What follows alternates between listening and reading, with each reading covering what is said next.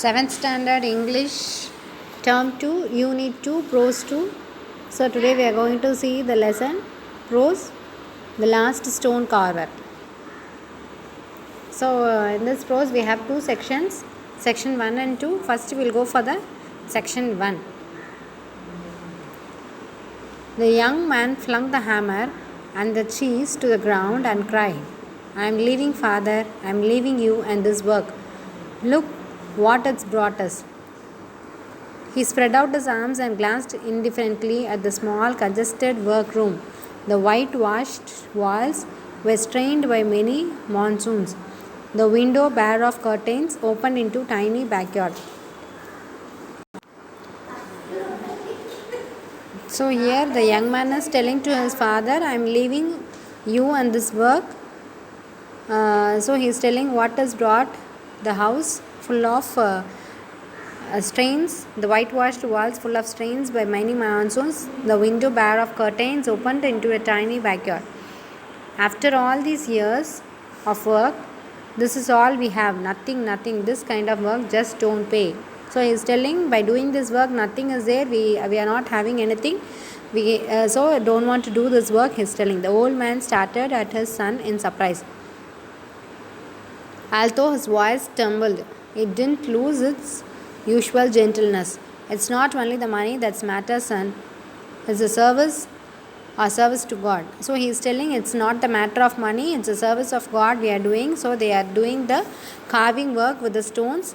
So he is telling it is not the matter of money, it's a service to the God.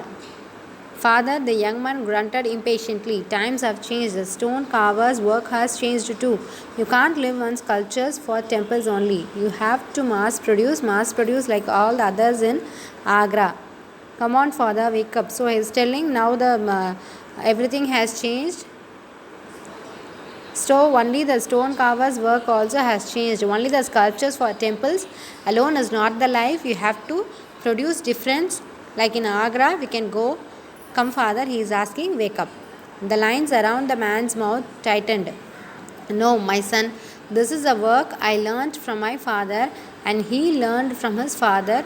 We have kept up this tradition for hundreds of years and I hope you would continue our work. So he is telling, no, I have learned this from my father and his father has learned from his father and I have taught you. So this has been our tradition for 100 of years. So I hope you also will continue this work. His father is telling. No, father, the young man replied with determination. I am tired of working for a pittance for the committee for the temple in Srinagar. I am leaving, father. So he is telling, I have committed work in another place, so I am leaving, father, he is telling. The young man moved angrily out of the room, leaving his old father crouching in front of a half-finished marble statue. He dropped his hands into his laps and closed his eyes. He began to pray and didn't even hear the hesitation goodbye. His son called out from the door. And the young man then telling very angrily, I am moving, I am going out. With a half-finished marble statue, he is moving off. Then his father dropped the laps down and closed his eyes and started to pray. He didn't hear the goodbye from his son also. Then his son called out from the door. His son is calling out of the door. Master Ji, called Salim, the servant boy entering the workshop barefooted. He held out a glass of steaming tea in his hand. Master Ji, he asked once more, his voice filled with concern. So a voice called from out, Master Ji. Salim, the servant boy entering into the workshop, he had a glass of steaming tea in his hand. Master Ji, he asked once more. He is calling him as a Master Ji. His voice filled with concern. The old man looked up. His face was ashen. He looked tired. He called the boy to come closer and motioned him to sit down. The old man looked up the face of the young boy, the servant boy. He looked very tired. He called the boy to come closer and sit down. Salim, he said gently, soon I will be the last stone carver here. All the others would have gone to Agra. There they are turning out cheap candle stands, paperweights and ashtrays by the dozens. They are making money but they betray our skills, our age-old tradition. New Gopal has also gone. I have to finish the sculpture alone, and with the help of God, I'll do it, Salim. I know you will, Master Ji, the boy answered. You will make many more. So the Salim is telling everybody that he will be the Salim will be the last stone carver. All the others have went to Agra to make with their efficiency. They are making the cheap candle stands and paperweights and ashtrays by the dozens and making out of money, but they are betraying the skills because they are doing the sculptures of God. Now they have stopped doing this and they have went to Agra to make money by preparing the candle stand, paperweights and ashtrays. He is telling that Gopal has also gone to Agra and I have to finish this sculpture alone. He is telling that he has to finish this sculpture. Half finished sculpture is there. You can see in the picture here. He has to finish it alone. With the help of God, I will do it, Salim. Master Ji is telling. The old man looked at the orphan boy who had come to work for him 5 years ago. Drenched to the skin, dressed in tatters, he had begged for shelter during monsoon storm and had stayed on to work for the old master craftsman. He had grown tall and strong. The old man knew that Salim too would leave him one day. So he is thinking that this orphan old boy, the boy with the tea glasses in the picture you can see here, this old boy's name is Salim. He thought, the old man was thinking that his orphan boy came before 5 years with a drenched skin and dressed in the tattered dress. He was begging for the shelter in monsoon storm. He thought one day he also will leave him alone and he also will move off. He shook his head. My strength is waning. I can't work with the chisel like I used to. Carving takes too long and much too long. Then he straightened up and said with fresh determination, I'll have to finish this work and surely I will. Yes, you will, the boy repeated, offering his master the glass of tea. Drink, please, it will do you good. Then he added, I have to go to the market for an hour or two, but I'll be back in time to prepare dinner. The old man nodded. The old man sighed and picked up the chisel and hammer. The cool metal of the tools filled him with happiness and confidence. He loved his work and didn't want to change it for any other in the world. Now we'll go for section 2. Days and weeks went by. It was a month since Gopal had left. The old man worked tirelessly.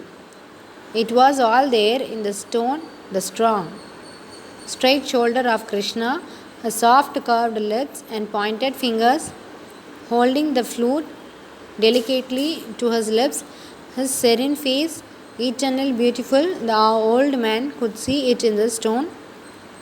He could feel it. He only had to set it free with the chisel. He didn't feel hunger. He didn't feel thirst. He was driven by the strong desire to finish the sculpture in time. It was his biggest piece of work, his best. He could also be the last.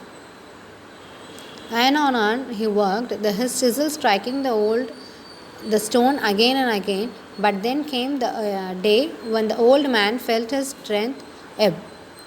His shoulders began to ache, his arms felt heavy, and his vision blurred. Overcome with fear, he sank to his knees and prayed. The old man prayed a lot of these days. So he is completing this Krishna's sculpture. After finishing all this, he felt very tired, his eyes were blood, and he bent his knees and he started to pray to the God all these days. Master Ji, Salim said, we haven't touched your food again. Please have some rice and vegetables. You only had a glass of milk for breakfast. Have the curd. You like the curd? I know you do. So Salim is asking him to take the food, have the food. So he is pleasing him to have some vegetables and rice because he had only the milk for his breakfast. He is asking him to take the curd which he liked the most. The old man looked up. He whispered, I don't think I'll be able to finish it. If Gopal was here, it would be different. He hadn't yet learned to carve the finer details, but in a year or two, he would have learned surely. So he is telling it is very difficult for me to finish it alone, but if Gopal is there means it will be easy for me to finish it. He had not learned the details, the carvingness and all, finishing and all. He has not learned properly. Within a year or 2 years, he will finish it, and he will learn surely. He fell silent. It was the features and hands that gave him trouble. There was something missing in figures, that something which can't be taught, because it comes from somewhere deep inside you. Salim whispered from deep inside here, and he pointed his to his heart. So whatever, if we learn and if we teach also, something must be there in their heart to learn sincerely, then only they'll get the proper thing. The old man looked at the boy surprised. He saw him blush and turn his face away. You are right, Salim, you are right. And then he added with sudden bitterness, and if you don't have it here, he thumped his chest, then you would better go to Agra and mass produce ashtrays for tourists from abroad. Then the old man coughed painfully and reached for a glass of water. He is telling to the Salim that he wants to, asking him to also go to Agra and try to prepare the ashtrays for the tourists from abroad. Then the old man coughed painfully and he took the glass of water and he drank. Eat, Masterji, eat, everything will be all right. After he had eaten, the old man once again took up his hammer and chisel. He worked till last in the night. In the early hours of the morning, chisel fell from his hand. The hammer dropped to the ground. His whole body sagged, falling forward limpsy. His forehead struck Krishna's flute and slid down the statue to rest on the pedestal. Hi Krishna, he muttered and sank into the comfortable darkness.